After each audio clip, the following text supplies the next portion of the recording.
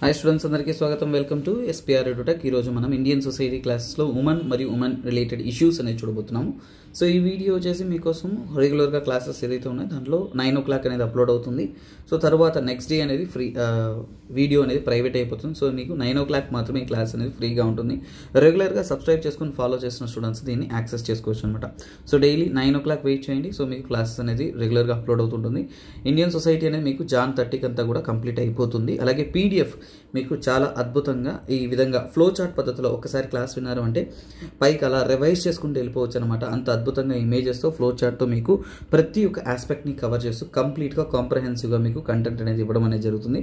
ఈ PDF అనేది మీకు కింద మీకు లింక్ అనేది ఇవ్వడం జరుగుతుంది. అక్కడ యాప్లో అనేది మీరు పర్చేస్ చేసుకోవచ్చు అనమాట. అలాగే శాంపుల్ PDF అనేది మీకు టెలిగ్రామ్లో అందుబాటులో ఉంటుంది కాబట్టి టెలిగ్రామ్ ఛానల్ లింక్ కూడా ఇవ్వబడింది. సో తప్పకుండా మర్చిపోకుండా దాన్ని ఫాలో అవుతూ రండి. సో ఎక్కువ మంది ఫాలో అవుతూ ఎక్కువ మంది సపోర్ట్ చేస్తూ వచ్చారంటే అప్పుడు ఇంకా మరిన్ని ఎన్నో క్వాలిటేటివ్ కంటెంట్ అనేది నేను తీసుకురావడానికి అనేది ఇది హెల్ప్ అవుతుంది అనమాట. Okay guys, so let's get in to the content. So ఈ రోజు ఏంటంటే women issues. So women related issues అంటేనే చాలా చాలా సెన్సిటివ్ ఇష్యూస్ అండి. ప్రతి ఒక్క విషయం గురించి కూడా మనం చాలా చక్కగా సర్వేలో రిపోర్ట్ అన్నీ కూడా మనము వాళ్ళు ఫేస్ చేస్తున్న ప్రాబ్లమ్స్ని మనం ఇక్కడ చూడబోతున్నాం. సో కొన్ని విషయాలు మీకు తెలిసి ఉంటుంది, కానీ ఇక్కడ సపరేట్గా పర్టికులర్ ఫర్ ఎగ్జాంపుల్ అంటే దానికి సంబంధించిన లా, కోర్ట్, అలాగే లీగల్ ఏవైతే డేటా ఉంటుందో దాంతో కలుపుకుంటూ దానికి తగినటువంటి గవర్నమెంట్ స్కీమ్స్ ఏవైతే ఉన్నాయో వాటిని చెప్తూ చక్కగా అనేది మీకు అందించడం అనేది జరుగుతుంది. ఈ వీడియోస్ అనేది చాలా చాలా క్వాలిటేటివ్ వాల్యూడ్ అని మీకు ఎగ్జామ్లో ఎంతో హెల్ప్ అనేది అవుతుంది. సో తప్పకుండా మీరు ఫాలో అవ్వడం మాత్రమే కాకుండా మీ ఫ్రెండ్స్కి షేర్ చేయండి. Let's get in to the content. So women related issues కానీ ఛాలెంజెస్ కానీ అన్నిట్లో మనం తీసుకున్నాం అంటే ఫస్ట్ థింగ్ వచ్చేసి డొమెస్టిక్ వైలెన్స్ గురించి చూద్దాం.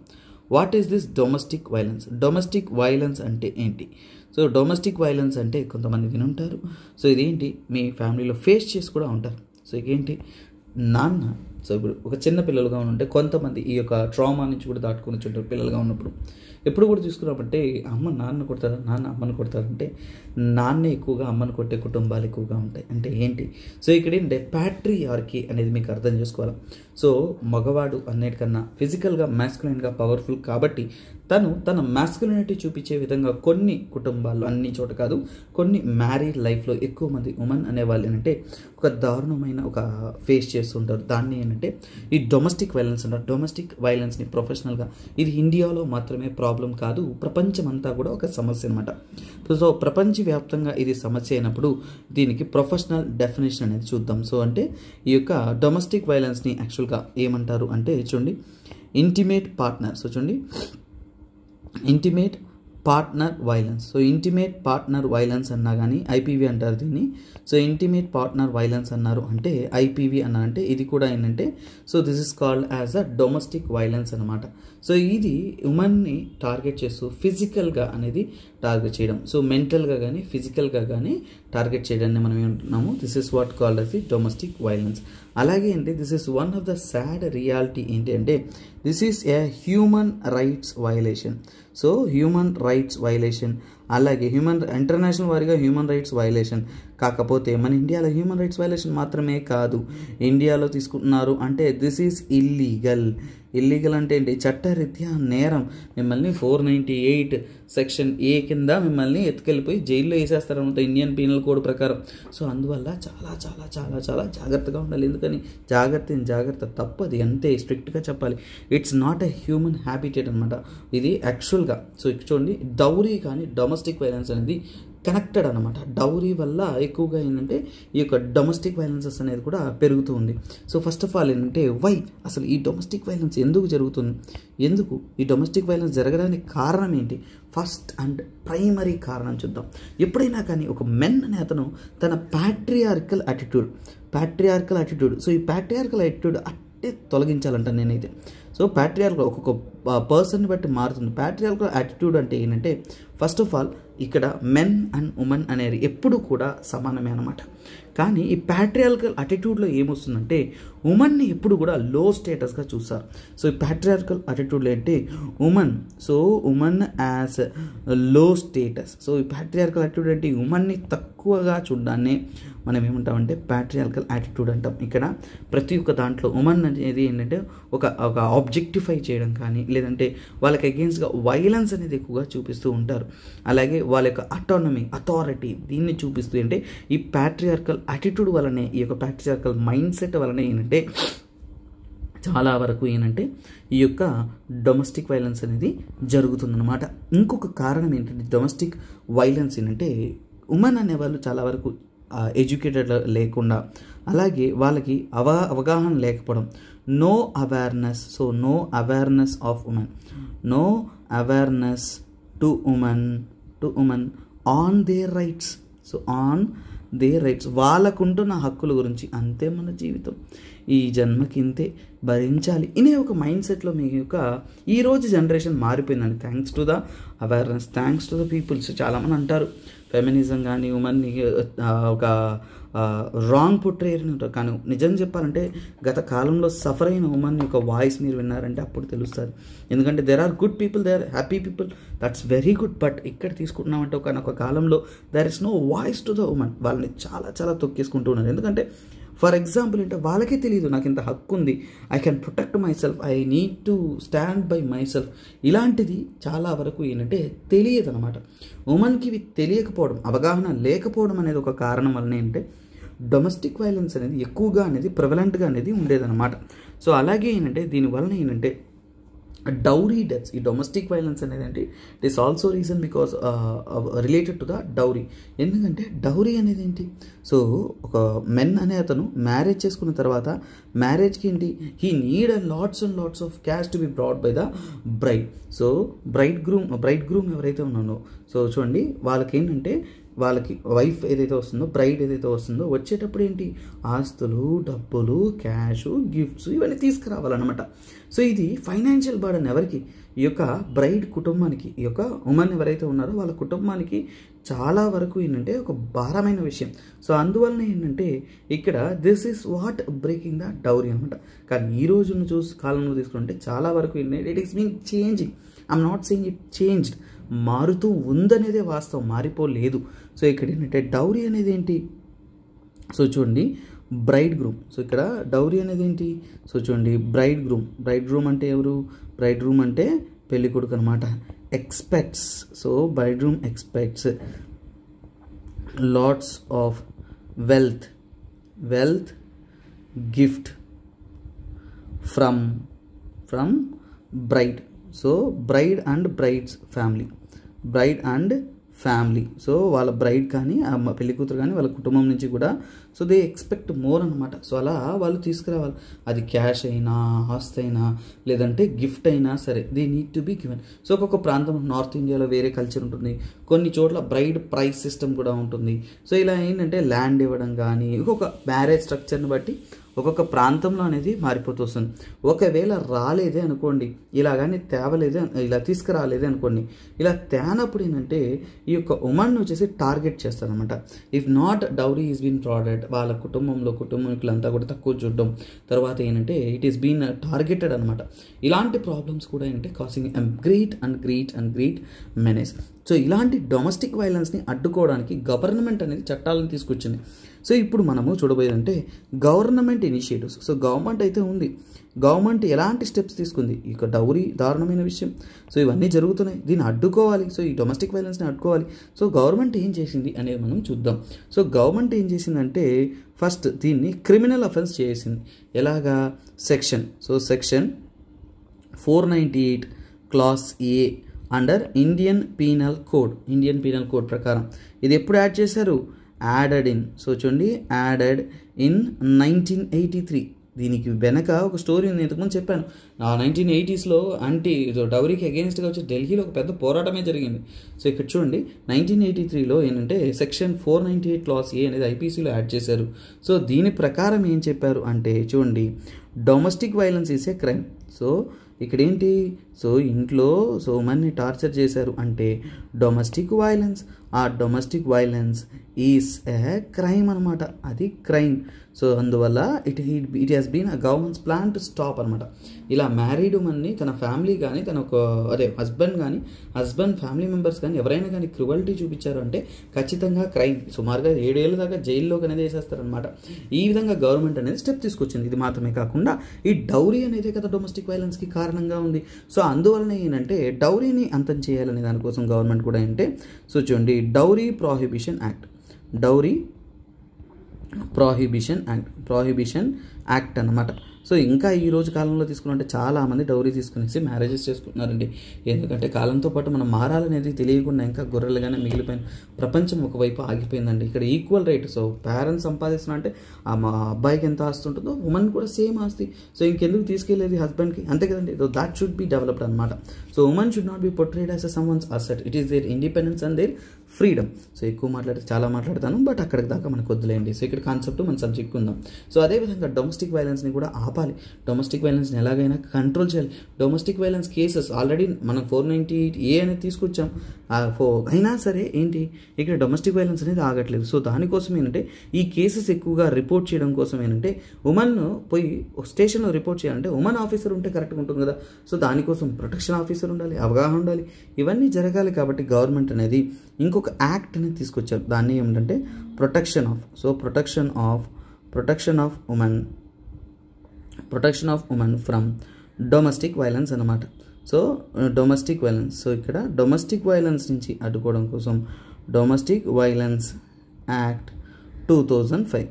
సో 2005లో తీసుకొచ్చిన యాక్ట్ అనమాట. దీని ద్వారా ఏంటంటే ఇక్కడ డొమెస్టిక్ వైలెన్స్ని మనం ఖచ్చితంగా నిర్మూలించాలనేది క్లియర్గా అనేది ఫిక్స్ అయిపోయి దానికోసం ఏంటంటే గవర్నమెంట్ అనేది స్ట్రిక్ట్గానే తీసుకొచ్చారు. అదే ఏంటంటే ఖచ్చితంగా ఈ డొమెస్టిక్ వైలెన్స్ యాక్ట్ ప్రకారం అంటే ఒక జాయింట్ ఫ్యామిలీలో ఉన్నప్పుడు నాట్ ఓన్లీ పర్సన్, సో ఎవరైనా సరే ఏదైనా క్రైమ్ చేసినప్పుడు ఖచ్చితంగా ఏంటి it is to be repeated and also it is to be so call ఏంటంటే ఖచ్చితంగా వాటి మీద యాక్షన్ అనేది తీసుకోవాలి.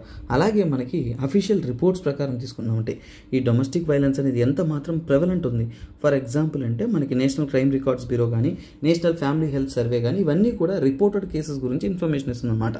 అలా మనం తీసుకుంటున్నప్పుడు when you are studying national family health survey 4 ఈ 4 ప్రకారం ఏంటంటే చూడండి ఉమెన్, సో ముఖ్యంగా ఏంటంటే ఉమెన్ ఏజింగ్ ఫ్రమ్ 15 నుంచి కూడా 49 ఏజ్ మధ్యలో ఉన్న ఉమెన్ ఎవరైతే ఉన్నారో దాంట్లో 30% ఆర్ ఫేసింగ్ ఫిజికల్ వైలెన్స్ అనమాట. సో అంటే ఏంటి ఈరోజు మీరు చూస్తున్న ప్రతి మహిళల్లో కూడా ముగ్గురులో ఒకరు, సో చూడండి ముగ్గురులో ఒకరు ఏదో ఒక రూపంలో వచ్చేసి వాళ్ళ కుటుంబంలో వచ్చేసి ఫిజికల్ వైలెన్స్ ఫేస్ చేస్తున్నారు. This is officially reported from the national family health survey. So ఇక్కడ ఏంటి ఇంకా చెప్పాలి అంటే ఎక్కువగా సో గత 3 ఏళ్లలో డౌరీ డెత్స్ ఎక్కువగా అంటే యూపీ, బీహార్, ఈ నార్త్ ఇండియన్ స్టేట్స్ ఏవైతే ఉన్నాయో అక్కడ చాలా ఎక్కువగా ప్రివలెంట్గా ఉందనేది చెప్తున్నారు. సో అలాగే ఏంటంటే ఇక్కడ చాలా వరకు డొమెస్టిక్ వైలెన్స్ అనేది ఏంటంటే నాట్ ఓన్లీ ఫిజికల్ అండి, మెంటల్, సెక్షువల్, రిప్రొడక్టివ్ హెల్త్ అన్నిటినీ కూడా ఏంటంటే బాధింపచేస్తుంది. సో అందువల్ల ఏంటంటే సోషియో ఎకనామికల్ మైండ్ సెట్లో తీసుకున్నట్టే ఈ యొక్క డొమెస్టిక్ వైలెన్స్ అనేది చాలా చాలా చాలా చాలా దారుణమైన విషయం. అలాగే వీటిని మనం ఎలాగైనా కానీ మనం బెటర్ చేస్తేనే ఒక డొమెస్టిక్ రిలేషన్షిప్లో అలాగే ఏంటంటే ఒక ఫ్యామిలీ వెల్ బీయింగ్ కూడా హెల్ప్ అవుతుంది. క్లియర్గా గవర్నమెంట్ అలాగే సమాజంలో కూడా మనకి తెలియాల్సిన ఒక విషయం అనమాట. సో గవర్నమెంట్ తీసుకొచ్చిన చట్టంలో కొన్ని యాడ్ ఆన్స్ ఉన్నాయండి. సో అంటే ఏంటంటే ఇక్కడ చూడండి డొమెస్టిక్ వైలెన్స్ అనేది డొమెస్టిక్ రిలేషన్షిప్లో కూడా అంటే హస్బెండ్ వైఫ్ని మాత్రమే కాదు మదర్నో, సిస్టర్నో, డాటర్నో ఎవరినైనా కానీ తీసుకొస్తే ఈ డొమెస్టిక్ వైలెన్స్ యాక్ట్ అనేది వర్తిస్తుంది. ఇది ఒక చిన్న ట్విస్ట్ మీరు తెలుసుకోవాలి. అలాగే ఏంటంటే గవర్నమెంట్ ఎక్స్టెండ్ చేసింది ఏంటది నాట్ ఓన్లీ ఫిజికల్, ఈ డొమెస్టిక్ వైలెన్స్ అనేది ఏంటి యాక్ట్ అనేది నాట్ ఓన్లీ ఫిజికల్ వైలెన్స్కి మాత్రమే ఇది వర్తించదండి.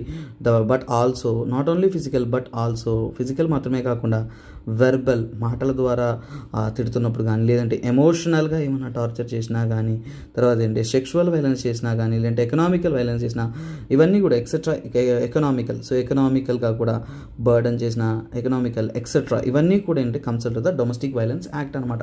ఇది మాత్రమే కాకుండా ఈ యొక్క యాక్ట్ ద్వారా ఏంటంటే ఏం ప్రొవైడ్ చేస్తున్నారు గవర్నమెంట్ అనేది ప్రజలకు కానీ కోర్ట్ అనేది ఏం అష్యూర్ చేస్తుంది చూడండి right to secure housing. So ఇక్కడ ఏంటి right to domestic violence act అనేది రైట్ టు సెక్యూర్ హౌసింగ్ అనేది అష్యూర్ చేస్తుంది.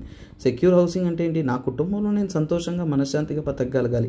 సో సెక్యూర్ అంటే నా కుటుంబం నన్ను కాపాడే విధంగా ఉండాలి, కానీ ఆ కుటుంబం నన్ను ఇబ్బంది పెట్టే విధంగా అనేది ఉండకూడదు అనమాట. సో దాన్ని వాళ్ళు క్లియర్గానే చెప్తున్నారు. సో అలాగే ఏంటంటే ఒకవేళ ఈ యొక్క డొమెస్టిక్ వైలెన్స్ అనేది బ్రేక్ చేసి డొమెస్టిక్ వైలెన్స్ చేశారు అంటే ఖచ్చితంగా ఏంటంటే అది ఒక కాగ్నిజబుల్ అఫెన్స్గా కన్సిడర్ చేస్తారు. సో ఏంటది కాగ్నిజబుల్ అఫెన్స్ అంటే ఏంటంటే ఇది నాన్ బెయిలబుల్ అనమాట. సో నాన్ బెయిలబుల్ అంటే ఏంటి, నాన్ బెయిల్ అంటే మీకు బెయిల్ ఇవ్వరు, ఒక్కసారిగా ఈ కేసు కానీ బుక్ అయిందంటే నాన్ బెయిలబుల్. సో అందువల్లంటే it is been taken a strict action. ఇది మాత్రమే కాకుండా ఇంకా చూస్తున్నామంటే డిస్క్రిమినేషన్ అగెయిన్స్ట్ ఉమెన్ని తగ్గించడం కోసం సో చాలా వరకు 1993లో ఒక ఇండియా వచ్చేసి ఒక CEDAW అంటారు. సో అంటే ఏంటంటే convention on elimination of all forms of discrimination against women. దాని ఇండియా కూడా ఏంటంటే రాటిఫై కూడా చేసింది అనమాట.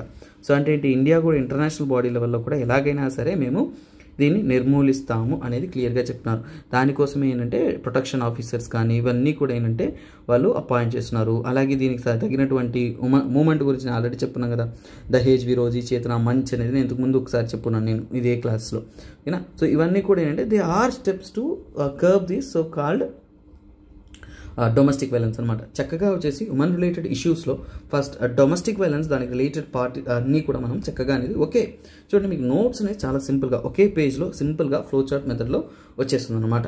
సో మీకు ఈ కంటెంట్ నేను క్లాస్ చెప్తున్నా అంటే క్లాస్ చెప్పిన తర్వాత ఈ కంటెంట్ ఎలా అయిపోతుందంటే మీకు నోట్స్లో ఎలా ఉంటుందో చూపిస్తాను. సో స్టూడెంట్స్ మీకు క్లాస్ నోట్స్ అనేది అంటే ఈ విధంగా మీకు అందుబాటులో ఉంటుంది. అంటే డొమెస్టిక్ వైలెన్స్ అంటే ఏంటి, ఇంటిమేట్ పార్ట్నర్ వైలెన్స్ అంటాము, హ్యూమన్ రైట్స్ వైలేషన్ ఇండియాలో ఇల్లీగల్, ఎందుకు why patriarchal attitude, no awareness, dowry ఒక మెయిన్ కారణం డొమెస్టిక్ వైలెన్స్కి, గవర్నమెంట్ ఏం చేస్తుంది, గవర్నమెంట్ తీసుకున్న స్టెప్స్ ఏమిటి, ముఖ్యంగా ఏంటి సెక్షన్ 488, తర్వాత ప్రొటెక్షన్ ఆఫ్ ఉమెన్స్, తర్వాత డౌరీ ప్రొహిబిషన్ యాక్ట్, ఇవన్నీ కూడా ముఖ్యమైన యాక్ట్స్ అనమాట. సో ఇలా గవర్నమెంట్ అనేది ఎలాగైనా సరే ఈ యొక్క డొమెస్టిక్ వైలెన్స్ని అడ్డుకోవాలని చెప్తుంది. నేషనల్ ఫ్యామిలీ హెల్త్ సర్వే ఏం చెప్తుంది, అలాగే ఏంటంటే ఎంత మాత్రం ఎక్స్టెండ్ చేశారు, రైట్ టు సెక్యూర్ హౌసింగ్ అనేది ఈ యాక్ట్ ద్వారా మనకి అందిస్తున్నారు. అలాగే దీన్ని నాన్ బెయిలబుల్ అండ్ కాగ్నిజబుల్ అఫెన్స్గా అనేది తీసుకున్నారు. చాలా చక్కగా అద్భుతంగా మీకు ఈ యొక్క డొమెస్టిక్ వైలెన్స్ రిలేటెడ్ కాన్సెప్ట్స్ అంతా కూడా ఒకే పేజీలో అద్భుతంగా మీకు ఉంటుందన్నమాట. అందుకే క్లాసెస్ అనేది స్లో అండ్ డీటెయిల్ ఉంటుంది. ఎందుకంటే చాలామంది నాకు మెసేజ్ చేస్తూ ఉంటారు, కమ్యూనికేట్ అవుతూ ఉంటారు. చాలామంది ఏంటంటే తెలుగు మీడియం నుంచో లేదంటే ఈ సబ్జెక్ట్ తెలియకుండా స్లో లెర్నర్స్ ఉంటున్నారనమాట. వాళ్ళ కోసం ప్రత్యేకంగా ఏంటంటే నేను స్లో అండ్ డీటెయిల్ పద్ధతిలోనే వెళ్తుంటాను. కానీ కొంతమంది ఏంటంటే నాకు క్విక్గా చదవాలి, ఫాస్ట్గా టైం లేదు అని ఒక ఫాస్ట్ మోడ్లో ఉంటారు కదా, వాళ్ళకి నా సజెషన్ ఏంటంటే you can just have this PDF అనమాట. దానికి కింద డిస్క్రిప్షన్లో లింక్ అనేది ఉంది, you can get that content అనమాట. ఓకే గైస్, సో నెక్స్ట్ మనము ఇంకా ఉమెన్ రిలేటెడ్ ఇష్యూస్ ఏంటో దాన్ని చూద్దాం. Okay okay okay okay okay చిన్న విషయం, గవర్నమెంట్ తీసుకున్న ఇనిషియేటివ్స్ చెప్పాను, స్కీమ్స్ చెప్పాను, కానీ యాక్ట్స్ ఇవి చెప్పాను కానీ స్కీమ్స్ చెప్పలేదు. I will tell that one also. Government దీనికోసం ఒక ప్రత్యేకమైన కొన్ని ఇనిషియేటివ్స్ తీసుకొచ్చిందండి. వాటి గురించి జస్ట్ ఐడియా ఉండాలి. అది ఢిల్లీలో జరుగుతుంది యాక్టివ్గా. I just remember that one. ఇప్పుడు గుర్తొచ్చింది టక్కని స్వధార్. సో చూడండి, స్వధార్ గృహ స్కీమ్. ఈ స్వధార్ గృహ స్కీమ్ అనేది ఏంటి, దేనికి అంటే ముఖ్యంగా ఏంటంటే చాలా వరకు ఏంటంటే ఉమెన్ అనే వాళ్ళంటే ఫ్యామిలీ కానీ క్రైమ్ కానీ ఏదైనా కానీ వైలెన్స్కి ఫేస్ చేసి గురై ఉంటారు చూసారా, వాళ్ళకి హెల్ప్ చేసేదానికి. ఇదేంటంటే ఫర్ ఎగ్జాంపుల్ అంటే వల్నరబుల్. సో ముఖ్యంగా అంటే వల్నరబుల్ సర్కమ్స్టాన్సెస్ ఆఫ్ ఉమెన్, వల్నరబుల్స్. ఇది యాక్చువల్గా ఈ కంటెంట్ ఇంకో చోట కూడా చెప్పొచ్చు.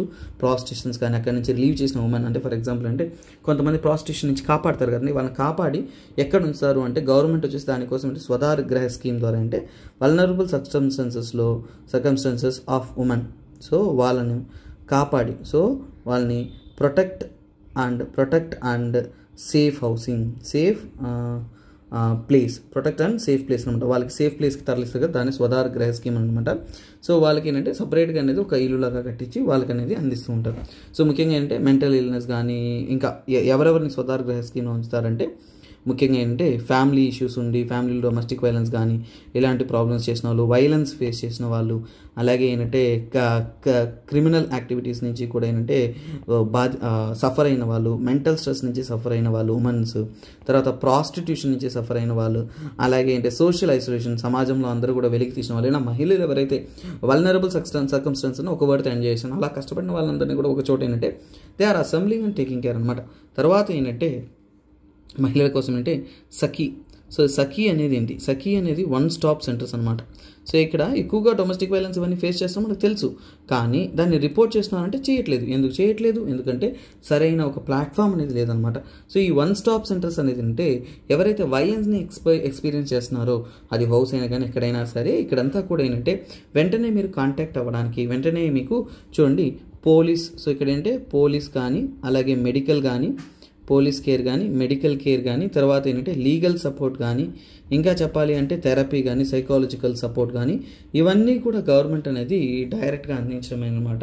This is what Sakhi one stop centres అనమాట. So this is all round support for the women. So distress calls అనేది వెంటనే అనేది రిపోర్ట్ చేశారంటే వాళ్ళకి రీచ్ అవుట్ అయ్యి వీళ్ళు హెల్ప్ అనేది చేస్తారనమాట. యా.